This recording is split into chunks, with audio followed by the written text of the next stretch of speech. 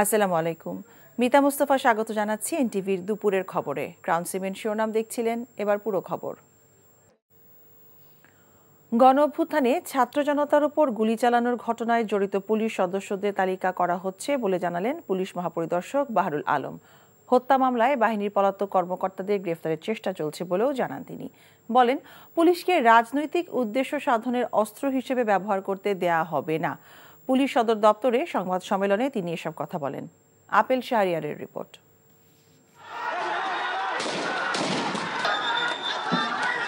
সরকার পতনের দাবিতে বৈষম্য বিরোধী ছাত্র আন্দোলন দমাতে নির্বিচারে গুলি চালায় পুলিশ। মারা যান ২০০০-এর বেশি শিক্ষার্থী ও সাধারণ মানুষ।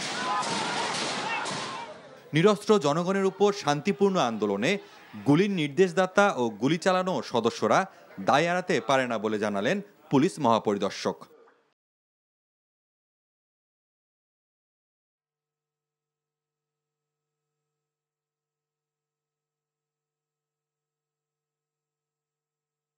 প্রক্রিয়ায় সাক্ষ্য প্রমাণ দিয়ে আমাকে একেবারে দেখাতে হবে যে অমুককে বলেছেন, অমুকে বলেছে, অথবা ওয়্যারলেসের এই রেকর্ডটা আছে। ওই সবগুলো জোগাড় করে আমি কোর্টকে দিলে কোর্ট তখনই বিশ্বাস করবে। এমনিতে যতই আমি বলি যে উনি করেছেন, বিশ্বাস করবে না। ওই প্রক্রিয়াটাই কিন্তু আমরা we are on that job. সংস্কার কমিশনের সুপারিশ বাস্তবায়ন হলে জনবান্ধব পুলিশ বাহিনী গড়ে তোলা সম্ভব বলে জানান তিনি। আমরা যেন রাজনৈতিক কর্তৃপক্ষের তাদের রাজনৈতিক উদ্দেশ্য সাধনের জন্য ব্যবহৃত না হই, এটা আপনাদের মতো আমি সহ আমার পুরো পুলিশ বাহিনীর এই দাবি। পুলিশের কার্যক্রম স্বাভাবিক করতে জনগণকেও আরও সহযোগিতা করার আহ্বান জানান। পুলিশকে মাঠ পর্যায়ে সচল করার জন্য এইটা কিন্তু একটা বড় কাজ। Apple Shahriar, NTV news, Dhaka. দেশ থেকে স্বৈরাচার পালিয়ে গেলেও গণতন্ত্র এখনও পুরোপুরি ফিরে আসেনি বলে মন্তব্য করেছেন বিএনপির স্থায়ী কমিটির সদস্য ডক্টর আব্দুল মঈন খান। দুপুরে রাজধানীতে একটি অনুষ্ঠানে এই মন্তব্য করেন তিনি। মঈন খান বলেন, দেশে পুরোপুরি গণতন্ত্র ফিরে আনার জন্য এখনও বেশ কয়েকটি ধাপ বাকি রয়েছে, যার মধ্যে অন্যতম হল নির্বাচন দিয়ে জনগণের সরকার প্রতিষ্ঠা করা এবং মানুষকে ভোটাধিকার ফিরিয়ে দেওয়া। এছাড়া অন্তর্বর্তী সরকার যাতে কোনোভাবেই ব্যর্থ হতে না পারে সেদিকে সবাইকে সতর্ক থাকার আহ্বান জানান তিনি। এদিকে ভারত বাংলাদেশের ভালো চায় না অভিযোগ করে দেশটির সব পণ্য বর্জনের আহ্বান জানিয়েছেন বিএনপির সিনিয়র যুগ্ম মহাসচিব রিজভী আহমেদ। জাতীয় প্রেস ক্লাবের সামনে এক অনুষ্ঠানে তিনি এই আহ্বান জানান।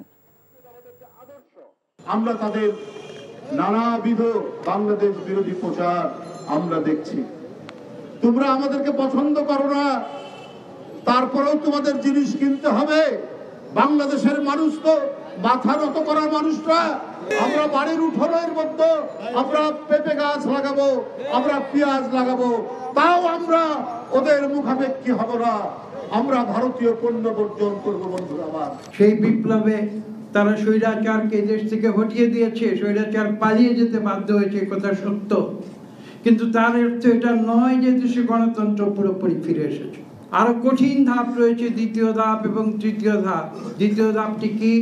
অত্যাবশ্যকীয় সংস্কার সম্পাদন করে এদেশে একটি সুষ্ঠু নিরপেক্ষ নির্বাচন দিয়ে এদেশের কোটি কোটি মানুষের ভোটের অধিকার তথা নতুন প্রজন্ম যারা জীবনে কোনোদিন ভোট দিতে পারে নাই তাদের ভোটের অধিকার নিশ্চিত করা। দেশের যে কোনো ক্রান্তি লগ্নে বিএনসিসি ক্যাডেটদের অগ্রণী ভূমিকা পালনের আহ্বান জানিয়েছেন সেনাবাহিনী প্রধান জেনারেল ওয়াকারুজ্জামান। ৫ই আগস্টের পর বাংলাদেশ ন্যাশনাল ক্যাডেট কোর যেভাবে সহায়তা করেছে তাতে এখন দেশ একটা নিরাপদ জায়গায় এসেছে উল্লেখ করে সেনাপ্রধান বলেন, বিএনসিসির এই অবদানকে দেশ জাতি শ্রদ্ধা ভরে স্মরণ রাখবে। দুপুরে সাভারের বাইপাইলে Bangladesh national cadet corps BNCC training academy ভবনের উদ্বোধনী অনুষ্ঠানে এ কথা বলেন তিনি। অনুষ্ঠান স্থলে পৌঁছলে সেনাপ্রধানকে গার্ড অব অনার প্রদান করে বিএনসিসি সেনা, নৌ ও বিমান শাখার একদল চৌকস। সেনাপ্রধান গার্ড অব অনার গ্রহণ এবং উদ্বোধনী ফলক উন্মোচন করেন, পাশাপাশি বিএনসিসি ট্রেনিং একাডেমিতে বৃক্ষরোপণ করেন। ছাত্র সমাজের শৃঙ্খলা, কর্তব্যবোধ, ন্যায় নিষ্ঠা ইত্যাদি এই জিনিসগুলো অনেক উন্নতি করা সম্ভব হবে এবং দেশের যে কোনো ক্রান্তি লগ্নে তোমরা একটা বিশাল শক্তি হিসাবে আবির্ভূত হবে। তোমরা উত্তরোত্তর তোমাদের সংগঠনকে আরও সুসংগঠিত করবে, আরও ভালোভাবে প্রশিক্ষণ নেবে এবং দেশ এবং জাতির প্রয়োজনে নিজেকে আত্মনিয়োগ করবে। পুলিশের অভিযান টের পেয়ে গুলি ছুড়ে পালিয়ে গেল চট্টগ্রামের শীর্ষ সন্ত্রাসী সাজ্জাদ হোসেন। তার ছোড়া গুলিতে আহত হয়েছে 2 জন। জোড়া খুনসহ 10টি মামলার আসামি এই সাজ্জাদ হোসেনকে ধরতে পুলিশ গতকাল রাতে অক্সিজেন এলাকার একটি বাসায় অভিযান চালায়। পুলিশের উপস্থিতি টের পেয়ে সাজ্জাদ গুলি ছুটতে ছুটতে পালিয়ে যায়।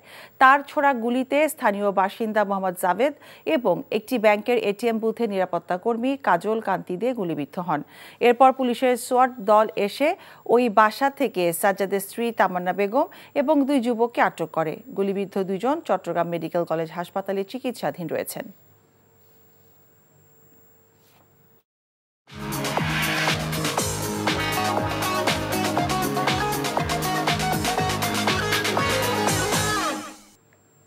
নগদ নিবেদিত অর্থনীতির খবর।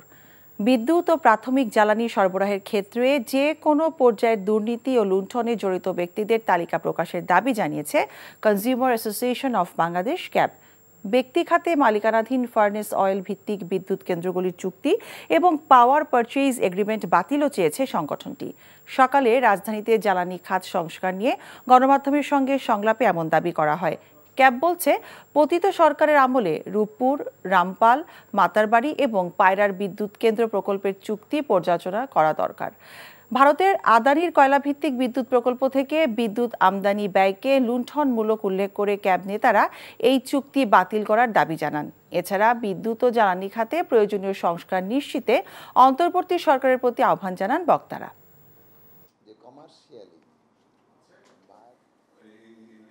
জ্বালানি খাতকে এখন যে ধরনের ডেড বেডে আছে এই খাতকে এখানে এখন জীবিত করে তাকে সেবা দানের সক্ষম করাটা এখন বিরাট চ্যালেঞ্জিং সরকারের জন্য। এইটা এখন পর্যন্ত সরকার বুঝতে পারছে না। এই বুঝতে না পারাটাই হচ্ছে আমাদের জন্য ভীতিকর ব্যাপার।